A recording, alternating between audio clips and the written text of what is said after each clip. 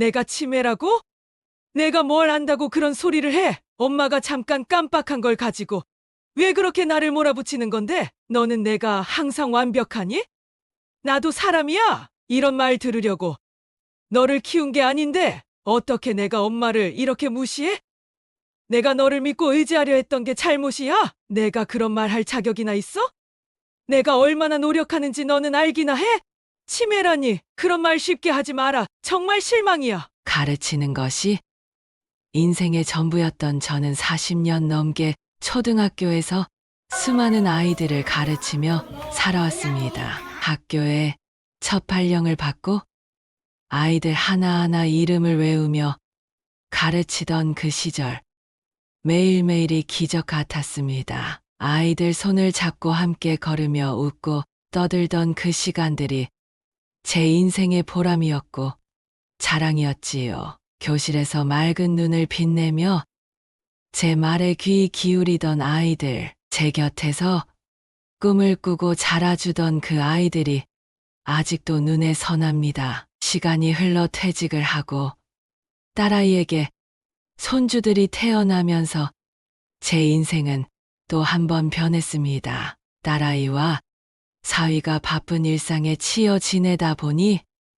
손주들을 제가 돌보게 되었지요. 처음에는 정말 좋았습니다. 아이들이 어릴 때부터 얼마나 사랑스럽고 애틋했는지 몰라요. 그때는 그 애들의 얼굴을 보는 것만으로도 제 가슴이 벅찼습니다. 어린 손주들을 돌보며 지내다 보니 그들이 바로 제 삶의 의미가 되었습니다. 그 웃음, 그 순수함을 곁에 두고 살아가는 것이 얼마나 감사하고 복된 일인지 매일 새삼 깨달았지요. 그런데 최근 들어 저는 달라진 제 자신을 마주하게 됐습니다. 처음에는 아무렇지도 않게 넘겼습니다. 그냥 나이 들면 누구나 조금씩 잊고 산다고 생각했으니까요. 그런데 한 번, 두 번 잊어버리는 일이 늘어갈수록 불안한 마음이 커졌습니다. 냉장고를 열어놓고 왜 열었는지 몰라 당황할 때가 잦아지고 손주들을 돌보다가도 순간순간 멍해지는 순간들이 늘어나기 시작했지요. 그날이 기억납니다.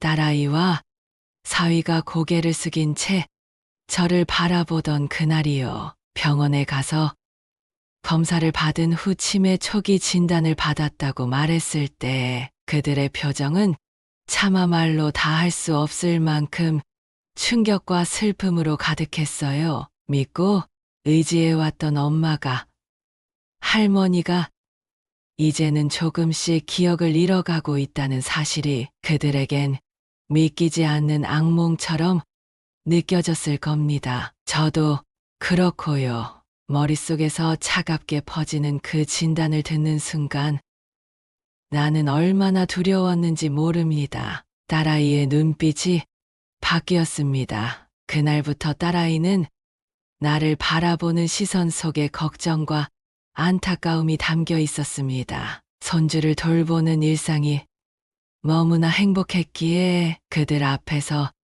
제가 점점 무너지고 있다는 사실을 도저히 내보일 수가 없었습니다. 하지만 치매라는 것은 너무나도 무섭더군요. 처음에는 단지 깜빡하고 잊어버리는 것들이었는데 시간이 지날수록 실수는 점점 더 잦아지고 나 자신조차 신뢰할 수 없는 나락으로 빠져들고 있다는 느낌이 들었습니다. 며칠 전 손주를 학교에서 데리고 오기로 한 날이었습니다. 그런데 그만 다른 생각에 빠져 아이를 늦게 데리러 간 겁니다. 학교 앞에서 혼자 남아 울고 있는 손주를 보니 그 모습이 얼마나 애처롭던지 제 심장이 내려앉는 것 같았습니다. 뒤늦게 달려간 딸아이의 표정에는 실망과 분노, 그리고 걱정이 서려 있었습니다. 딸아이는 말없이 제 손을 잡으며 떨리는 목소리로 물었습니다. 엄마, 왜 자꾸 이러세요? 정말 믿고 맡길 수 없어요. 그 순간 느꼈습니다. 내가 이제 가족에게 짐이 되어가고 있다는 사실을 말입니다. 믿고 의지해왔던 엄마가 이젠 그들에게 불안과 걱정의 대상이 되어버렸다는 걸 깨닫는 순간 그 서러움과 참담함을 이루 다 말할 수 없었습니다. 자꾸만 스스로에게 화가 났습니다. 왜 이렇게 됐을까? 왜 난 이렇게나 무기력해졌을까? 그 후로 딸아이의 말과 행동에서 그리고 사위의 시선에서 점점 더 커져가는 불안과 걱정을 느끼게 되었습니다. 요양원 이야기를 들은 건 그로부터 얼마 지나지 않아서였습니다. 사위는 조심스러운 목소리로 제게 요양원에서 편히 지내는 게 어떻겠냐고 물었지요. 그 말에 제 마음은 참을 수 없이 내려앉았고 뭔가 차가운 것이 가슴 깊이 파고드는 느낌이었습니다. 어머니, 이젠 안전하고 편안한 곳에서 지내시는 게 좋을 것 같아요. 사위의 그 말에 저는 아무런 대답도 할 수 없었습니다. 머리가 텅 비어버린 것 같았고 그저 서글픈 마음에 고개를 끄덕일 수밖에 없었어요. 내가 정말 짐이 된 걸까?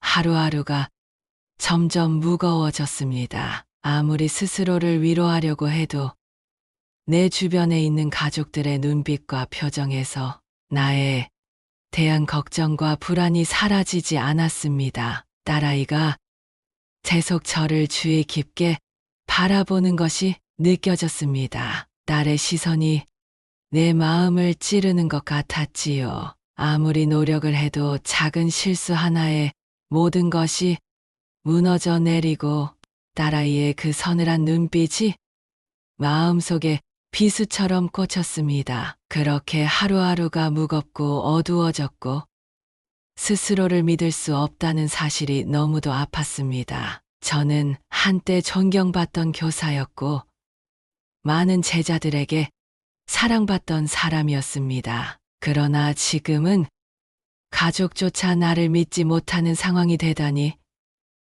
이게 정말 현실인가 싶을 만큼 가슴이 찢어졌습니다. 이제 내가 할 수 있는 게 무엇인지조차 알 수 없었습니다. 사랑하는 가족 곁에서 점점 더 작은 사람이 되어가는 기분, 그들이 나를 불안한 눈빛으로 바라보는 그 모든 순간이 참을 수 없이 고통스러웠습니다. 그래도 손주들과 함께했던 그 따뜻했던 순간들을 잃고 싶지 않았습니다. 매일매일이 힘들고 고통스럽지만 이 아이들만큼은 끝까지 함께하고 싶다는 생각에 버텨왔어요. 그런데 이제는 그마저도 쉽지 않은 상황이 되다 보니 정말 어떻게 해야 할지 모르겠습니다. 손주들과의 일상을 지켜내고 싶은 마음과 딸아이와 사위의 실망과 걱정 속에서 더 이상 버티기 힘든 마음 사이에서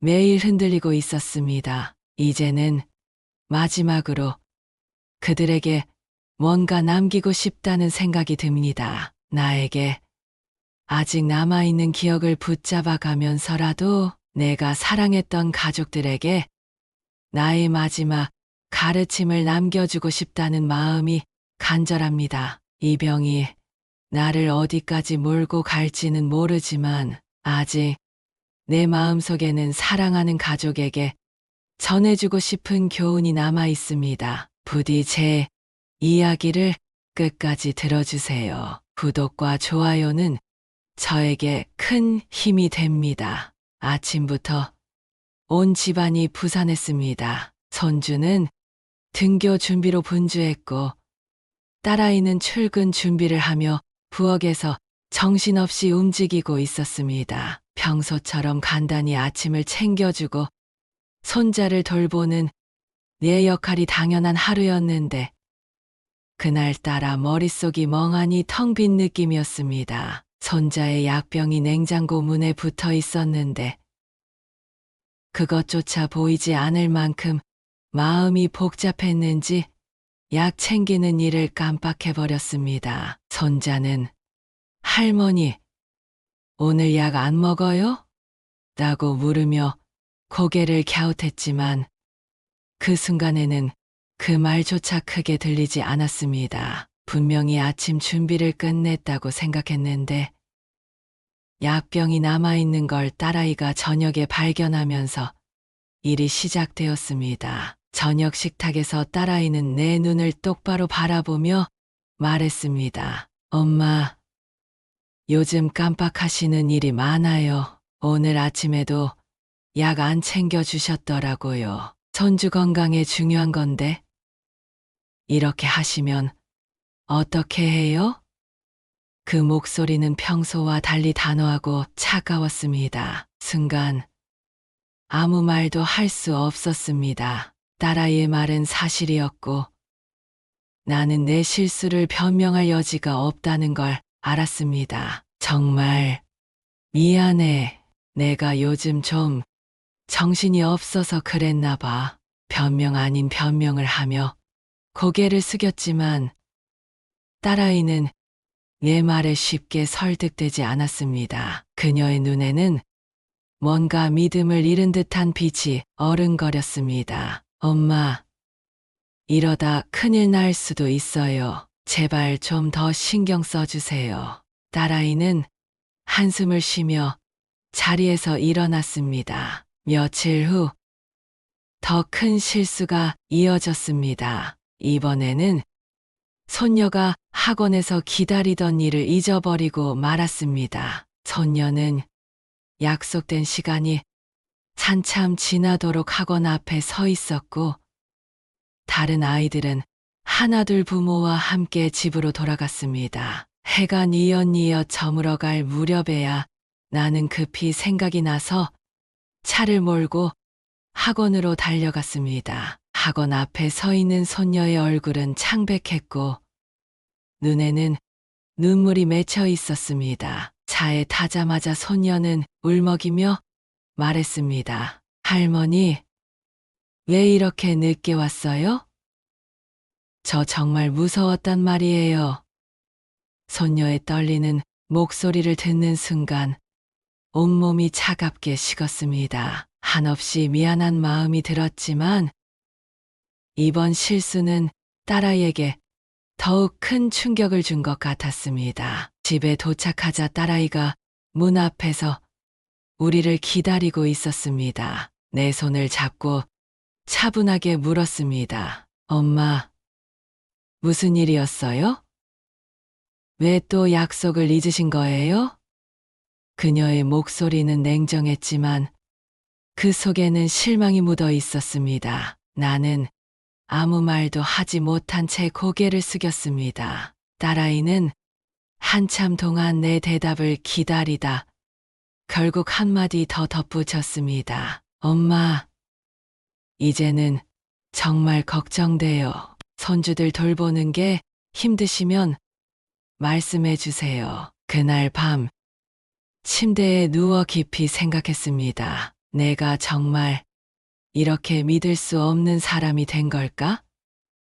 딸아이의 눈빛은 내 가슴을 찢어놓기에 충분했습니다. 평생 아이들을 잘 키우고 가르치고 돌보는 일에는 자신이 있었던 나였는데 이젠 그 자신감이 조금씩 무너지는 것 같았습니다. 며칠 후 또 다른 일이 벌어졌습니다. 이번에는 된장찌개를 끓이다가 불을 끄는 걸 깜빡해 찌개가 새까맣게 타버린 겁니다. 집안에 연기가 가득 차올랐고 딸아이는 부엌으로 달려와 연기를 보며 깜짝 놀랐습니다. 엄마, 이게 뭐예요? 이렇게 하다가 무슨 큰 사고라도 나면 어떡해요? 딸아이는 울먹이며 나를 쳐다보았습니다. 나는 당황스러웠습니다. 내가 잠깐 깜빡했어. 미안해. 다시는 이런 일 없도록 할게. 하지만 내 사과는 딸아이를 진정시키지 못했습니다. 딸아이는 한숨을 깊게 내쉬며 말했다. 엄마, 진짜 이대로는 안 돼요. 저도 더는 참기 힘들어요. 그날 저녁, 딸아이와 사위는 내게 조심스럽게 한 가지 제안을 했습니다. 사위는 내 옆에 앉아 부드러운 목소리로 말했습니다. 어머니, 이젠 좀 쉬시는 게 어떨까요? 요양원을 알아보는 것도 방법일 것 같아요. 그 말을 듣는 순간 마치 머리를 세게 얻어맞은 듯 멍해졌습니다. 나는 천천히 물었습니다. 요양원이라고? 내가 왜 거기 가야 하니? 사위는 여전히 상냥한 목소리로 답했습니다. 어머니도 요즘 실수가 많으시고 저희도 걱정이 많아서요. 거기 가시면 더 안전하게 지내실 수 있을 거예요. 나는 아무 말도 할 수 없었습니다. 딸아이는 옆에서 고개를 숙이고 아무 말도 하지 않았습니다. 그녀도 이미 사위의 제안을 받아들인 듯 보였습니다. 내 머릿속은 하얘졌습니다. 가족을 위해 헌신했던 내 삶이 한순간에 부정당한 기분이었습니다. 갈등은 여기서 끝나지 않았습니다. 그 이후로 딸아이는 나를 감시하는 듯한 태도를 보이기 시작했습니다. 아침마다 손주들을 챙기려 하면 딸아이는 내 옆에서 조용히 나를 주시했습니다. 혹시라도 내가 또 실수를 할까봐 걱정하는 듯한 모습이었습니다. 한날은 딸아이가 손주들의 아침을 차리며 말했습니다. 엄마, 제가 할 테니까 그냥 쉬세요. 요즘 너무 무리하시는 것 같아요. 딸아이가 그런 말을 할 때마다 가슴이 조여왔습니다. 내가 정말 이렇게 쓸모없는 사람이 된 걸까? 손주들 역시 달라진 모습이었습니다. 예전에는 할머니를 보며 밝게 웃던 손주들이 요즘은 조심스러운 태도를 보이기 시작했습니다. 손녀는 내게 부탁하기 전에 딸아이의 눈치를 보는 듯 했습니다. 그 모습을 보며 나는 마음이 아팠습니다. 내가 손주들에게도 믿음을 잃고 있다는 생각이 들었습니다.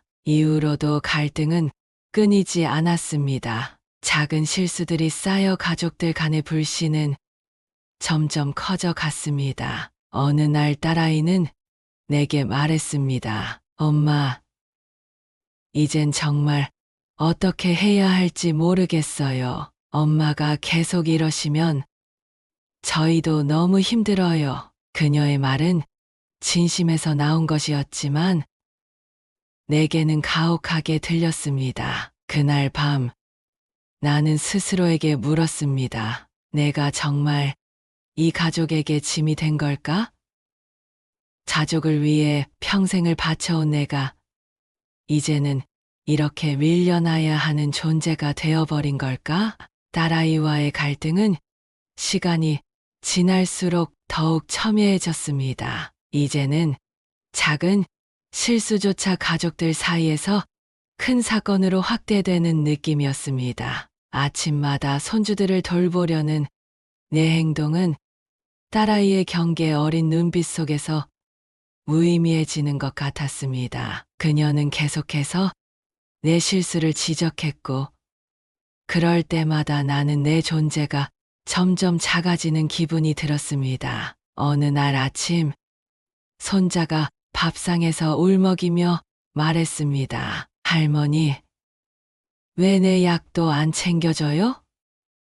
엄마가 챙겨주라고 했잖아요. 손주의 목소리는 어리지만 그 속에는 분명 서운함이 배어 있었습니다. 딸아이는 그 소리를 듣자마자 내게 다가와 낮게 말했습니다. 엄마, 대체 왜 또 약을 깜빡하셨어요? 이게 벌써 몇 번째예요? 나는 무슨 말이라도 해보려 했지만 딸아이는 내 말을 듣고 싶어 하지 않는 것 같았습니다. 엄마, 진짜 이러시면 안 돼요. 손주들 건강이 얼마나 중요한지 모르세요?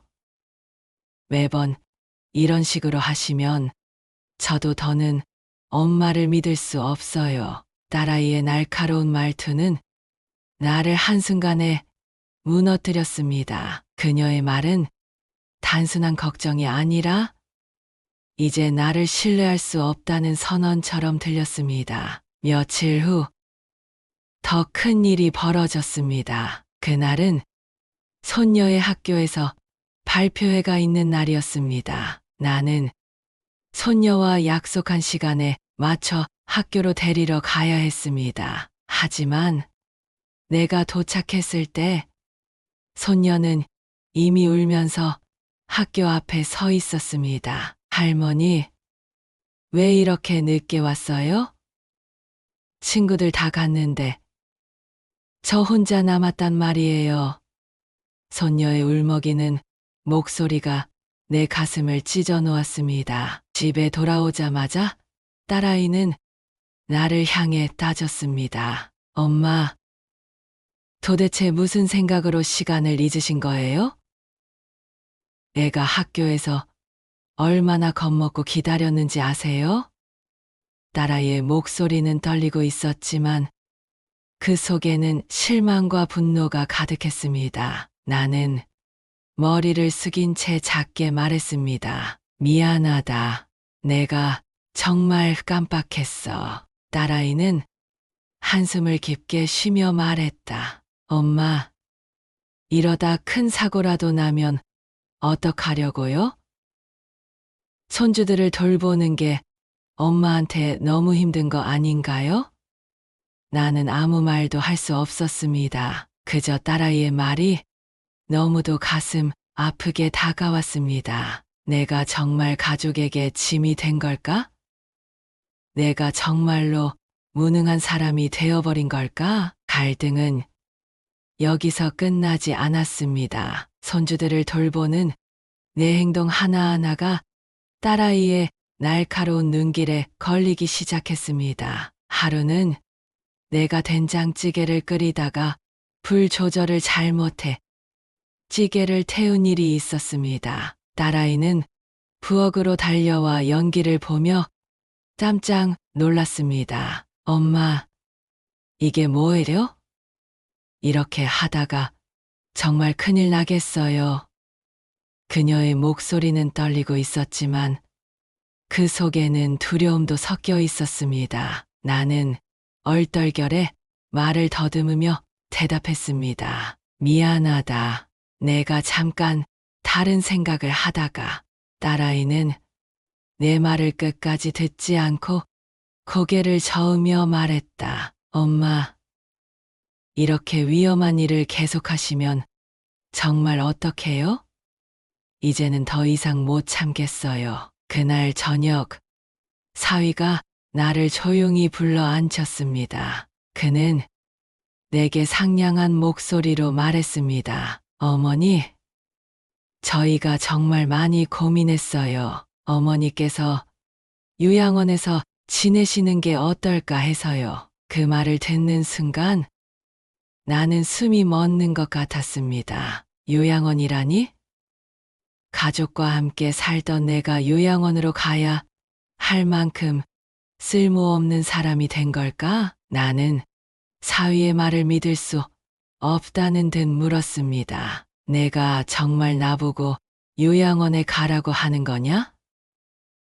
사위는 조심스럽게 고개를 끄덕이며 말했다. 어머니, 요즘 실수가 많으시고 저희도 걱정이 커요. 요양원에서 어머니를 안전하게 돌봐주시는 게 더 좋을 것 같아요. 나는 차마 말을 잇지 못했습니다. 딸아이는 옆에서 아무 말도 하지 않았습니다. 그녀는 고개를 숙인 채 이미 사위의 말을 동의하는 듯 보였습니다. 내가 이 가족에게 짐이 되었구나. 그 사실을 깨닫는 순간 내 가슴이 찢어지는 것 같았습니다. 그 이후로 딸아이와의 관계는 더욱 냉랭해졌습니다. 그녀는 이제 내 실수를 두려워하며 끊임없이 나를 감시했습니다. 하루는 손주들과 놀아주려고 했는데 딸아이는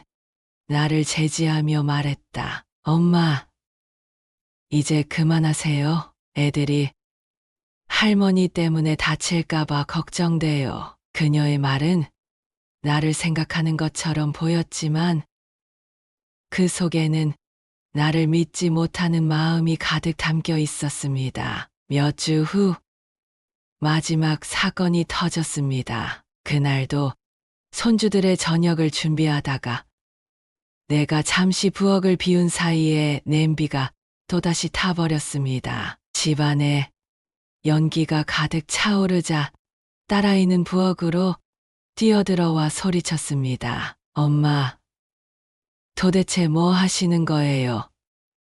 이렇게 위험하게 하시면 어떡해요? 딸아이는 더 이상 참지 못한 듯 외쳤습니다. 엄마, 이제 진짜 안 돼요. 엄마는 이 집에서 더 이상 안전하지 않아요.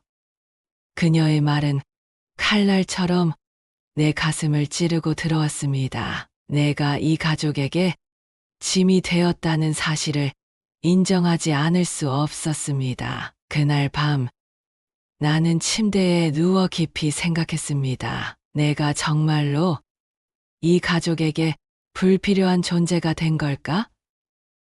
손주들에게조차 나를 신뢰하지 못하게 된 이 상황이 너무도 비참하게 다가왔습니다. 하지만 내가 이대로 물러나는 것이 맞을까? 옛 제자들과의 만남이 떠올랐습니다. 그 아이들은 여전히 나를 스승으로 존경하며 밝게 웃어주었는데 내 가족에게는 더 이상 그런 모습이 없다는 게 슬프기만 했습니다. 그래도 마지막으로 내 가족에게 가르침을 남길 수 있는 기회를 가져야겠다는 결심이 들었습니다. 며칠 후 우연히 옛 제자들을 만났습니다. 그들은 저를 보고 환하게 웃으며 다가왔어요. 선생님, 정말 오랜만이에요.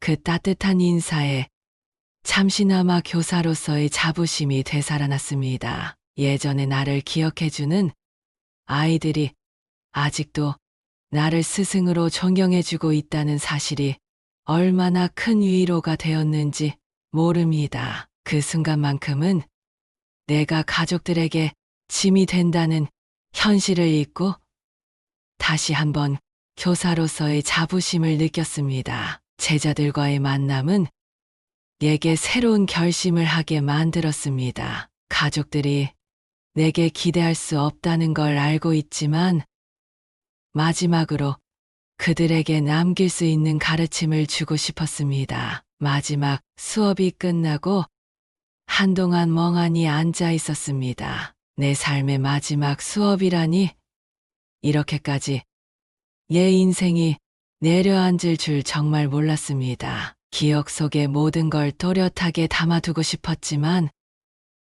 그게 마음처럼 되지 않는다는 게 괴롭고 아프기만 했어요. 가족들을 바라보며 이제 정말 끝이구나라는 생각이 들었을 때 내 가슴속 깊은 곳에서부터 무거운 감정들이 폭발하듯 차올랐습니다. 지금은 딸아이와 사위가 나를 잠시라도 안심하며 보듬어주지만 과연 얼마나 더 이 상태로 버틸 수 있을까요? 딸아이가 마지막 수업을 듣고 내 손을 꼭 잡아주었을 때 그동안 쌓였던 서운함과 아쉬움이 마치 물밀듯이 밀려왔습니다. 우리 가족이 정말로 이렇게 갈라져야만 했는지, 내가 정말 이들에게 짐이 될 수밖에 없었는지 그 순간 마음이 너무도 아팠습니다. 이제야 서로의 진심을 바라보게 되었지만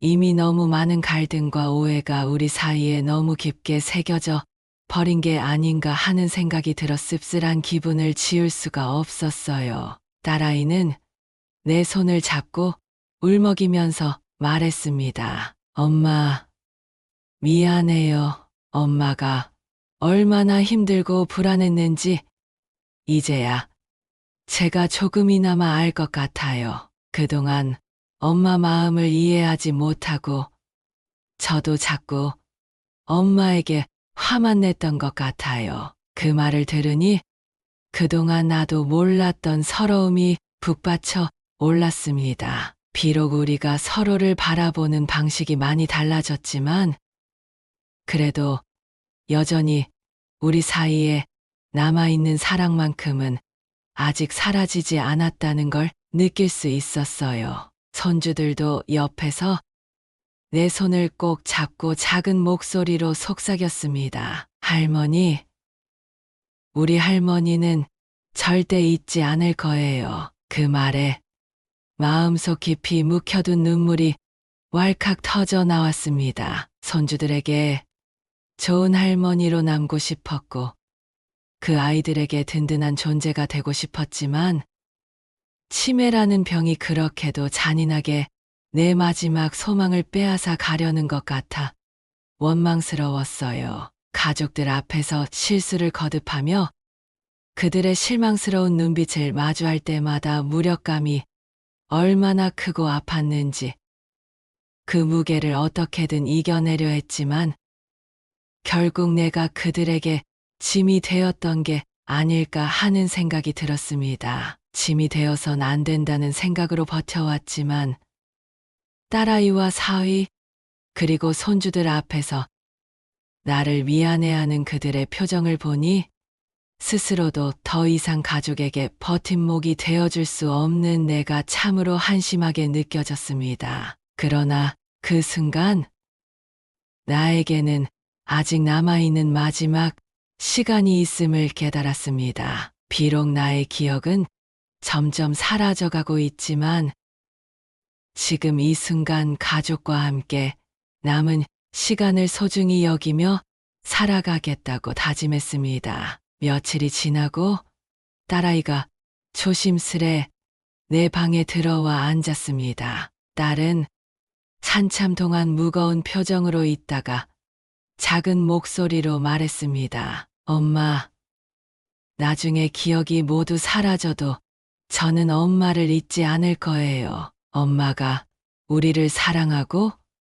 우리를 위해 얼마나 노력하셨는지 다 기억하고 있어요. 딸아이의 그 말에 마음이 뭉클해졌고 동시에 너무도 미안한 마음이 들었습니다. 그동안 내가 딸아이에게 기대고 서운함만 쌓으며 정작 딸아이의 걱정과 부담을 제대로 이해하지 못했던 것 같았어요. 가슴이 찢어지듯 아팠지만 이제는 마음을 굳게 먹어야겠다고 결심했습니다. 가족들과 함께 할 수 있는 시간이 얼마 남지 않았을지라도 지금 이 순간만큼은 나의 사랑과 기억을 모두 가족에게 전하고 싶었습니다. 그리고 비록 치매라는 병이 내 기억을 빼앗아 가더라도 나의 사랑만큼은 그들에게 남겨지기를 바랐습니다. 마지막으로 딸아이와 손주들에게 말했습니다.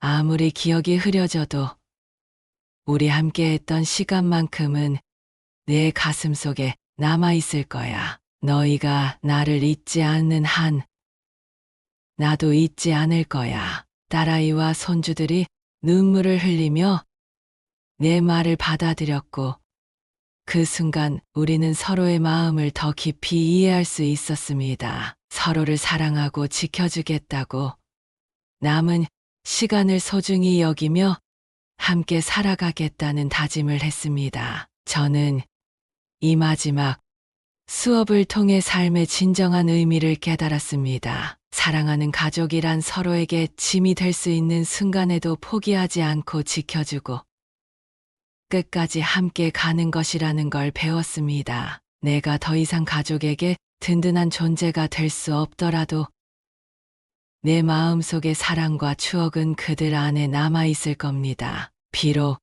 내 머릿속 기억은 점점 사라지겠지만 우리가 함께 나눈 순간들이야말로 인생에서 가장 큰 축복이자 교훈임을 깨달았습니다. 나는 오랜만에 가족들을 위한 저녁 식탁을 차려보기로 결심했습니다. 이제 더 이상 실수하지 않겠다고 마음속으로 다짐하며 모든 재료를 꼼꼼히 확인하고 조심스럽게 음식을 준비했습니다. 내가 할 수 있는 마지막 노력이라도 보여주고 싶었기 때문입니다. 저녁이 되자 딸아이와 사위, 손주들이 하나둘 식탁으로 모였습니다. 식탁 한가운데에는 내가 정성껏 만든 반찬과 국이 놓여 있었고 그 풍경을 보며 딸아이가 놀란 듯 내 눈을 바라보았습니다. 엄마, 오늘은 요리를 다시 해보신 거예요? 그녀의 목소리에는 약간의 의심과 놀라움이 섞여 있었습니다. 나는 조용히 고개를 끄덕이며 말했습니다. 그래. 이제는 다시 실수하지 않겠다고 다짐했어. 한번 믿어줄래? 딸아이는 한동안 아무 말도 하지 않다가 천천히 자리에 앉았습니다. 하지만 그날 저녁 식사 도중에도 손주들은 불편한 듯 말수가 적었고 딸아이는 내가 숟가락을 쥘 때마다 나를 주시하는 것 같았습니다. 그런 시선들이 내 마음을 더욱 무겁게 만들었습니다. 나는 식사가 끝난 후 모두를 식탁에 앉힌 채 조심스럽게 이야기를 꺼냈습니다. 이제는 내가 말해야 할 것 같구나. 너희가 요양원을 이야기했을 때 처음에는 많이 억울했어. 하지만 이제는 너희가 왜 그렇게 말했는지 조금은 이해하게 되었단다. 나는 목소리가 떨리는 것을 느꼈지만 끝까지 담담함을 유지하려 애썼습니다. 평생 가족을 위해 헌신하며 살아왔는데 어느새 내가 너희에게 짐이 되었다는 사실을 받아들이기가 너무 어려웠어. 그런데 이제는 너희도 얼마나 힘들었을지 알 것 같구나. 나도 내가 더 이상 실수를 반복해서는 안 된다는 걸 깨달았어.